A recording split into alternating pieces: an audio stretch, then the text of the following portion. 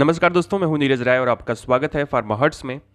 दोस्तों, आज की वीडियो में हम बात करने वाले हैं कुछ इमरजेंसी मेडिसिन और इंजेक्शंस के बारे में जो डॉक्टर्स के पास होते हैं और इसके बारे में आपको पता होना चाहिए। इसके पहले हमने बहुत सारे वीडियोस देखे हैं इमरजेंसी मेडिसिन और इंजेक्शंस पे। आज की इस वीडियो में भी हम लोग 12 ऐसे इंजेक्शंस और मेडिसिन के बारे में बात करेंगे जो इमरजेंसी कंडीशन में यूज़ किए जाते हैं। साथ में दोस्तों देखेंगे इसके डिटेल्ड यूज़, यानी यूज़ क्या होता है। यहाँ पे हम लोग डोज की बात इस वीडियो में नहीं करेंगे, लेकिन केवल यूजेस देखेंगे और वो भी डिटेल में। तो चलिए वीडियो की शुरुआत करते हैं और बात करते हैं इन सभी इमरजेंसी इंजेक्शंस और मेडिसिन के बारे में।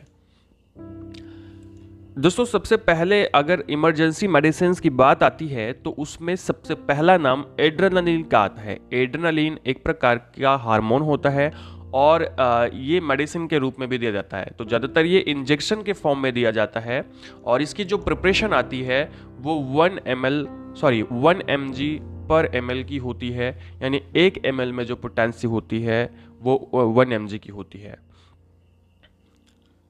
नेक्स्ट अगर बात करें दोस्तों इसका यूज़ किन किन कंडीशन में किया जाता है, तो किसी भी पेशेंट को अगर हाइपर सेंसिटिविटी रिएक्शंस होते हैं, यानी कि जो एलर्जी के रिएक्शंस होते हैं अचानक से, तो या किसी भी कोई भी मेडिसिन नुकसान कर दी, कोई मेडिसिन रिएक्ट कर दी, एडवर्स इफेक्ट आ गया उसका, तो भी हम लोग एड्रेनालिन का यूज़ कर सकते हैं।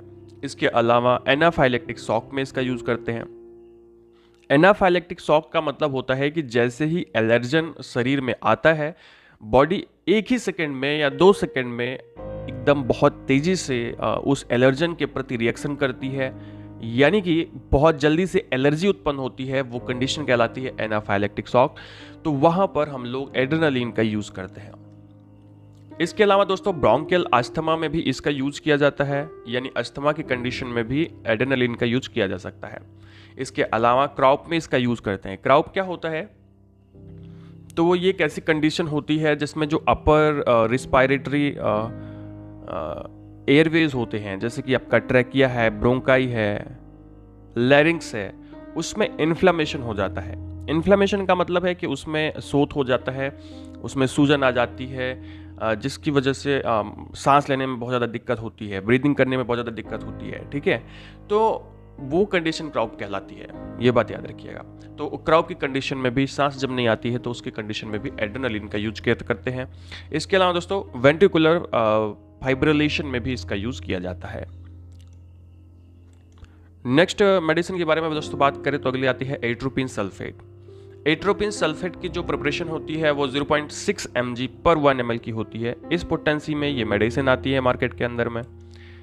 इसके यूजेस के बारे में अगर हम बात करें दोस्तों, तो इसका यूज़ हम लोग करते हैं ब्रैडिकार्डिया में। ब्रैडिकार्डिया में करते हैं, मायोकार्डियल इन्फेक्शन में अगर ब्रैडिकार्डिया होता है तो यहाँ पे इसका यूज़ किया जाता है। इसके अलावा यूरेटेरिक कोलिक में इसका यूज़ करते हैं। यूरेटेरिक कोलिक एक ऐसी कंडीशन होती है जो किडनी डिसफंक्शन की वजह से अगर आपके पेट में शार्प पेन होता है, बहुत तेज़ी से पेन होता है, तो वो कहलाती है कंडीशन यूरेटेरिक कोलिक, और वहाँ पर भी एट्रोपिन का यूज़ किया जाता है। इसके अलावा दोस्तों ऑर्गेनोफॉस्फेट पॉइजनिंग में भी इसका यूज़ करते हैं, यानी इन 3 कंडीशन में यूज़ करते हैं। इसके अलावा भी इसके यूजेस होते हैं, पर कॉमनली ये 3 यूजेस होते हैं। नेक्स्ट अगला जो दोस्तों है वो इंजेक्शन है डेक्सामेथासोन। डेक्सामेथासोन वैसे नॉर्मल कंडीशन में भी यूज़ करते हैं और इसको हम लोग इमरजेंसी कंडीशन में भी यूज़ कर सकते हैं। इसकी प्रिपरेशन आती है 4 mg की 1 ml में, यानी 1 ml की मात्रा में 4 mg की पोटेंसी होती है इस मेडिसिन की। एंड यूजेस की अगर हम बात करें कि किन कंडीशन में इसे यूज़ करते हैं, तो इसे सीवियर अस्थमा में यूज़ करते हैं। ठीक है, जो बड़े लोग होते हैं उनमें जो सीवियर अस्थमा होता है वहाँ पर इसको यूज़ किया जाता है। इसके अलावा आपका जो क्राउप होता है, ठीक है, यानी कि अगर आप जो आपका अपर एयरवेज इन्फेक्शन होता है, क्राउप का मतलब अपर एयरवेज इन्फेक्शन, यानी ट्रैकिया का, ब्रोंकाई का, अगर वो सीवियर है या मॉडरेट है तो वहाँ पर भी इसका यूज़ किया जाता है डेक्सामेथासोन का। इसके अलावा दोस्तों नेक्स्ट जो मेडिसिन आती है वो है डाइजीपाम। डाइजीपाम की प्रिपरेशन आती है 10 mg पर 2 ml, ये यानी कि इसके 1 ml में 5 mg की पोटेंसी होती है। और डाइजीपाम की जो प्रिपरेशन होती है, अगर उसके यूजेस की बात करें दोस्तों, तो ये यूज़ किया जाता है सीजर्स में। डाइजीपाम हम लोग तब यूज़ करते हैं जब किसी भी व्यक्ति को 5 मिनट के अंदर में एक से ज़्यादा सीजर आते हैं, ठीक है, या 5-5 मिनट के अंतराल पर सीजर्स लगातार आ रहे होते हैं, झटके आ रहे होते हैं, तो उसको हम लोग डायज़ेपाम दे सकते हैं। इसके अलावा कन्वल्जन्स में दोस्तों यूज़ करते हैं, खास करके उस कन्वल्जन में जो फीमेल्स के अंदर प्रेगनेंसी में होता है, या फिर बर्थ के बाद, बच्चे के बर्थ के बाद, बच्चे के जन्म के बाद होता है, वहाँ पर भी इसका यूज़ किया जाता है। इसके अलावा दोस्तों एक्यूट एंजाइटी में यूज़ करते हैं और सीवियर हेडेक में भी इसको यूज़ किया जाता है। अच्छा, लेकिन जो हेडेक है ना, वो एक्चुअली क्यों होना चाहिए? अगर आपका हेडेक टेंशन की वजह से है, स्ट्रेस की वजह से है, एंजाइटी की वजह से है, तो वहाँ पे डायज़ेपाम का यूज किया जाता है। इसके अलावा दोस्तों साइकाइट्रिक कंडीशंस में, साइकाइट्रिक इमरजेंसीज में भी डायज़ेपाम का यूज़ करते हैं, ठीक है। तो ये सारी कंडीशंस होती है जहाँ पे डायज़ेपाम का यूज़ किया जाता है। दोस्तों अब अगर नेक्स्ट मेडिसिन के बारे में बात करें तो अगली मेडिसिन यहाँ पे है डाईहाइड्रोएर्गोटामिन। डाईहाइड्रोएर्गोटामिन एक इसकी जो प्रिपरेशन होती है मार्केट में, वो 1 mg to 5 ml आती है, यानी इसके 1 ml में 1 mg होती है, और इसकी जो डोज होती है वो यूनिट डोज आती है, यानी इसकी जो है एम्पुल आती है, ठीक है। यूजर्स कंडीशन की बात करें तो इसको हम यूज़ करते हैं सीवियर माइग्रेन में, यानी कि पेशेंट को अगर बहुत ज़्यादा दर्द हो रहा है, माइग्रेन की समस्या आ रही है। इसके अलावा क्लस्टर हेडेक में इसका यूज़ करते हैं। दोस्तों क्लस्टर हेडेक एक हेडेक होता है जिसमें, जैसे माइग्रेन का हेडेक नहीं होता कि एक ही टाइम पे सर दर्द करता है, तो वही होता है क्लस्टर पेन या क्लस्टर हेडेक। क्लस्टर हेडेक में क्या होता है कि एक टाइम इंटरवल के बाद में सर दर्द करता है, और वो टाइम इंटरवल सेम होता है। जैसे अगर आज आपका 4 बजे सर दर्द कर रहा है तो कल भी 4 बजे ही सर दर्द करेगा, या जैसे 1-1 घंटे पे सर दर्द कर रहा है तो 1 घंटे दर्द करेगा, फिर 1 घंटे नहीं करेगा, फिर 1 घंटे करेगा। इस प्रकार का जो दर्द होता है, जो ग्रुप में होता है, जो एक्चुअली क्लस्टर्स में होता है, ठीक है, उसको हम लोग क्लस्टर हेडेक बोलते हैं। तो वहाँ पर डाईहाइड्रोएर्गोटामिन यूज किया जाता है। नेक्स्ट अगली जो मेडिसिन है दोस्तों वो है एर्गोमेट्रिन मैलिएट। एर्गोमेट्रिन मैलिएट की जो प्रिपरेशन होती है वो 0.252 mg पर 1 ml की होती है। इस तरह की कंडीशन प्रिपरेशन में ये आता है। अगर इसके यूजेस कंडीशन की बात करें दोस्तों, तो मार्केट के अंदर नहीं, आई थिंक इसका यूज जो होता है वो होता है यूटेराइन ब्लीडिंग में, यानी कि फीमेल्स में अगर यूटेराइन यानी कि गर्भाशय का रक्तस्राव होता है, यानी यूटेराइन ब्लीडिंग होती है, तो वहाँ पर एर्गोमेट्रिन यूज किया जाता है। इसके अलावा दोस्तों एबॉर्शन और पोस्ट पैट्रम, यानी बच्चे के जन्म के बाद या अबॉर्शन के बाद जो हेमरेज होता है, यानी कि खून निकलता है, अगर वो नहीं रुकता है तो उसको रोकने के लिए एर्गोमेट्रिन मैलिएट का यूज किया जाता है। ये भी एक प्रकार का इमरजेंसी कंडीशन होती है और इमरजेंसी इंजेक्शन होता है।